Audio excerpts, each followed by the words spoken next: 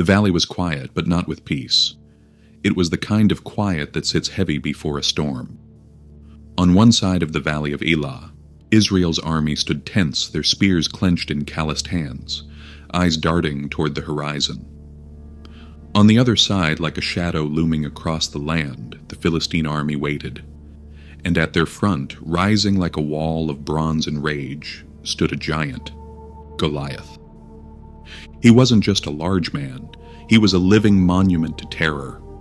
Towering over 9 feet tall, his bronze armor shimmered in the morning light, layered thick across his chest and shins, a helmet resting on his head like a crown of war.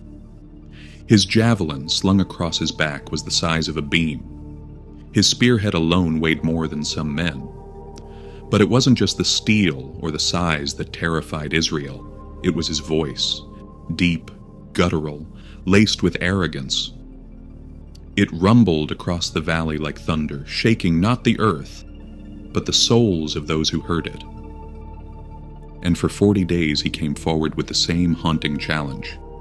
Choose a man and have him come down to me. If he's able to fight and kill me, we will become your subjects. But if I overcome him and kill him, you will become ours. He wasn't just a soldier, he was a declaration, a dare, a nightmare made flesh. Israel had no answer.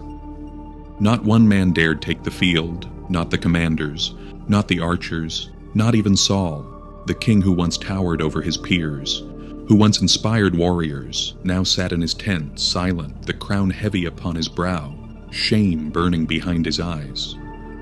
And then into the storm of fear walked a boy, David, not a warrior, not a seasoned soldier, a shepherd, the youngest of 8 brothers, sent not to fight, but to deliver food, cheese and bread for his older siblings, provisions for the camp.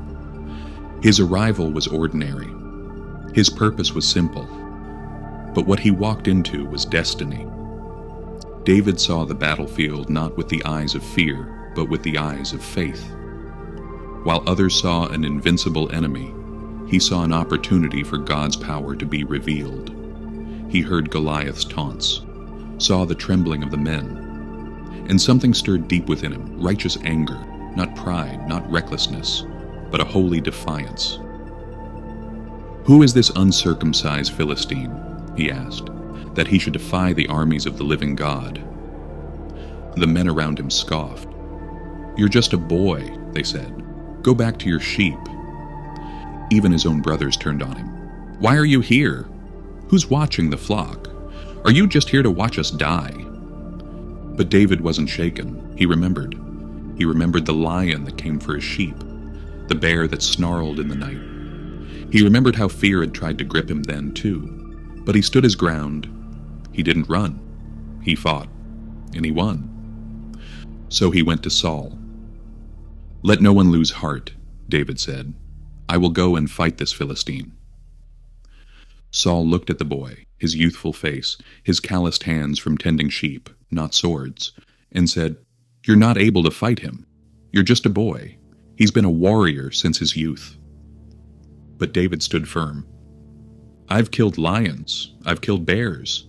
The same God who rescued me from their jaws will rescue me from this man. Saul, weary and without hope, relented. He offered David his own armor, but the breastplate was too heavy, the sword too large.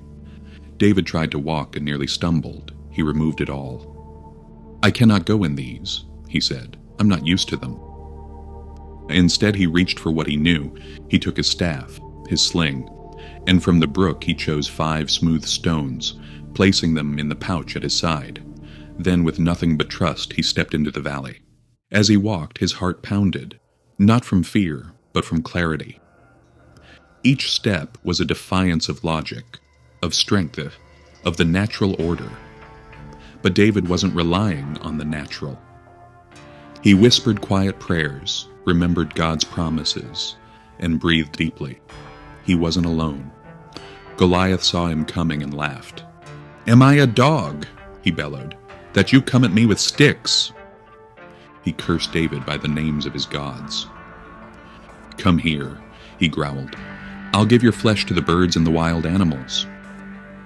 David didn't flinch. "You come against me with sword, spear, and javelin," he replied, "but I come against you in the name of the Lord Almighty, the God of the armies of Israel. This day the Lord will deliver you into my hands, and I will strike you down and cut off your head. All those gathered here will know that it is not by sword or spear that the Lord saves, for the battle is the Lord's, and he will give all of you into our hands." For a moment the world held its breath. Then Goliath moved, massive, roaring, armor clanking like thunder. The ground shook beneath his feet, but David ran straight toward the giant. He reached into his pouch, pulled a stone, loaded it into the sling. 1 rotation, 2, 3. He let it fly. The stone whistled through the air and struck Goliath right between the eyes. The impact echoed like a hammer on iron. The giant stopped, frozen. His eyes rolled back, and then he fell, face first into the dust. The ground groaned beneath him. Silence. The battlefield froze. David didn't pause. He ran forward, pulled Goliath's own sword from its sheath, and used it to finish what had begun. The Philistines, who moments ago roared with confidence, turned in panic. They fled. The Israelites, who moments ago stood in shame, now surged forward, emboldened. But David stood still. A boy in the center of a battlefield, surrounded by the broken pieces of a giant and the disbelief of those who doubted him. What they saw was impossible. What David knew was faith. He didn't win because he was stronger or faster or smarter. He won because he trusted. In the face of ridicule, he trusted. In the shadow of death, he trusted. When the odds were impossible, he trusted. Because faith isn't loud. It doesn't always wear armor. Sometimes it looks like a sling. Sometimes it sounds like a song sung in the hills. Sometimes it walks into battle not knowing the outcome, but knowing who goes with you. That night, as the sun set behind the hills and the Israelites returned to camp, no one saw David as just a shepherd anymore. The firelight flickered across faces filled with awe. They spoke his name in reverence. But David sat quietly at the edge of the camp, the weight of the sword still in his hands, the image of the fallen giant still vivid in his mind. Victory hadn't made him proud. It made him humble. He didn't boast, didn't raise his arms in triumph. He knew who the victory belonged to. He whispered a prayer of thanks under his breath and looked towards the stars. And in that quiet, David felt something greater than glory. He felt purpose. The next morning, when the dew still clung to the grass and the fires burned low, David walked the battlefield again. He looked at the footprints in the dirt, the trampled grass, the fallen weapons. The silence now was not fearful, but sacred. The air was still, as if the valley itself was holding its breath, remembering what had happened. He thought of his father, Jesse, how he would react, of his brothers who had sneered at him, of the nation who had longed for a sign that their God still fought for them. And he thought of the future. He didn't know then that he would one day wear a crown, that his songs would become scripture, that generations would whisper his name in reverence. All he knew in that moment was that faith had led him here, and it would lead him forward. The road ahead would not be easy. There would be more battles, betrayals, songs and scars. He would face the wrath of kings, the pain of loss, the silence of God. He would dance with joy and weep in darkness. But this was the beginning, a spark in the valley that would one day ignite a legacy. Later that week, Saul summoned David before the army. The boy stood before kings, generals, and scribes, still in his shepherd's tunic, dust on his boots, Goliath's sword sheathed at his side. The crowd looked on, quiet, reverent. Saul's eyes were heavy with disbelief. "Who is this boy?" he asked quietly. But even Saul knew this was no ordinary youth. Word of what happened in the valley of Elah spread across Israel like fire. Stories passed from town to town, from fathers to sons, from elders to children. The tale of the shepherd who felled a giant not with a sword, but with faith, became legend. And for David, the journey had only begun. Because when you walk with that kind of faith, giants fall. That day, a nation remembered its God. and a shepherd became a legend, not because he sought glory, but because he believed that God was greater than any sword, any shield, or any shadow that loomed across a valley. And maybe that's the lesson still meant for us. The giants we face today may not carry swords or wear armor. They take the form of doubt, anxiety, addiction, loneliness, failure, voices that shout louder than our own confidence.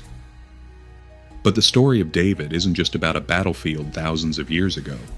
It's about every moment we're called to stand against something bigger than ourselves.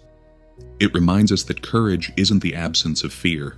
It's moving forward despite it. It's standing firm with nothing but a stone, a sling, and a deep belief that we are not alone. So when life dares you, when it mocks you from the other side of your own valley, remember this story. Remember the boy who didn't wait to be strong enough, old enough, armored enough.